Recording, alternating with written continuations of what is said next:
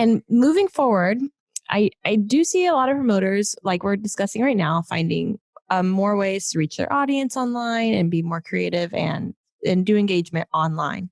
But then it's, what about those customers that are traditional and still don't really hang out online?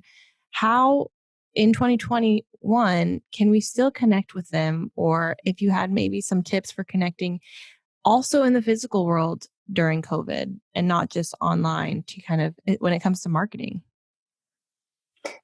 Yeah, well, it's safe to say the last 12 months have been rather turbulent for our traditional customers and the strategies we use in order to form these connections.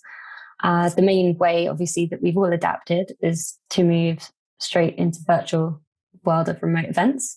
And but with this new wave of kind of the new normal coming in, it's a question of how we're reconnecting, like you say, especially where we've got a lot of customers that don't necessarily want to find themselves online. Mm-hmm. And I think this, in the broader sense, particularly still in COVID times, is going to fall into the category of hybrid events, especially when they can build it as a kind of micro experience is one of the biggest trends, I think, coming up this year, where they are focusing a bit smaller, regional, community-led experiences, whether it's localized or delocalized event concepts.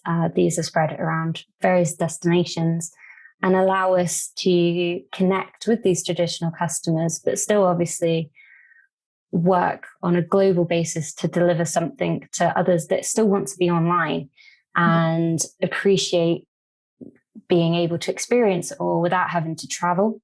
Mm-hmm.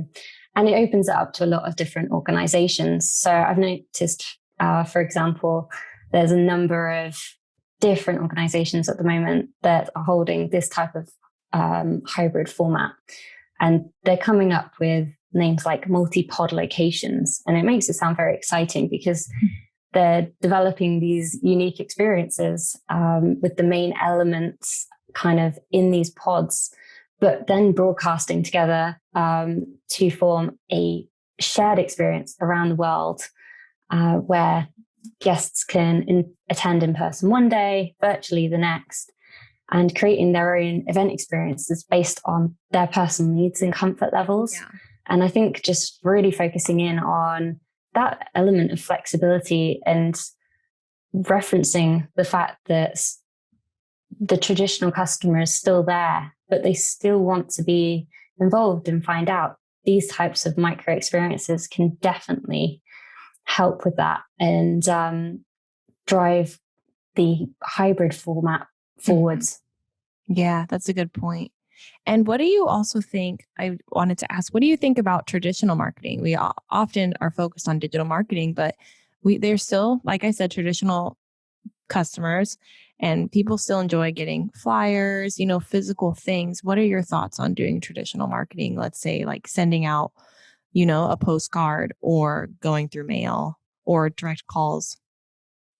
Yeah. So for us, that's something we still do. I think receiving those physical elements, it gives a bit more of a personal touch and they feel a bit more noticed. Obviously, you can reach the masses through digital marketing, but it's actually when you hone into the individual, that's probably where you get the most connection and build that relationship up for anything, obviously for products or for events, for businesses in general.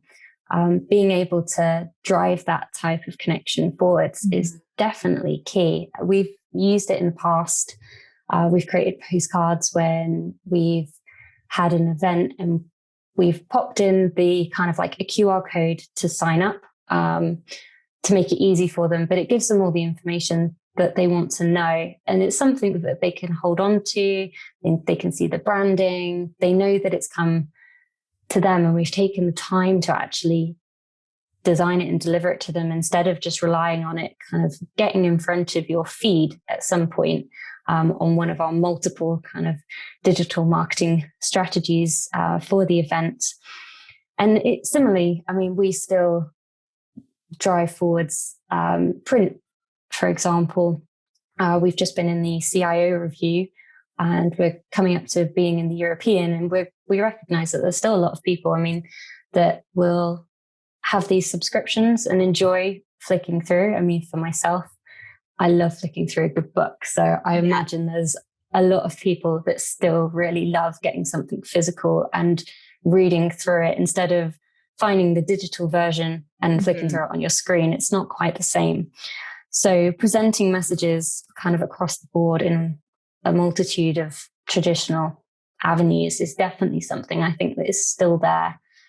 And it can be overlooked as well, because digital marketing is so encapsulating and it's easy to get to a lot of people. But those traditional customers are the ones that are probably the more long-standing ones, and the ones that you actually want to show a bit more individuality and connectivity and communication with, because they're the ones that you are likely to see the quickest and most truest response when they say they're going to attend. They're likely to attend, instead of if you've published it on social media and someone's gone onto the event page and gone, yeah, I'll attend, but they've forgotten to actually click through to the official event page and do the full-on registration. They've just gone onto the Facebook event page, for example, and gone, yeah, I'd quite like to attend this. And then that's the end of the road for kind of communicating and joining in that kind of event community. And it's a shame, but you can definitely see how traditional customers can be reached and established in a more beneficial way when using traditional marketing avenues.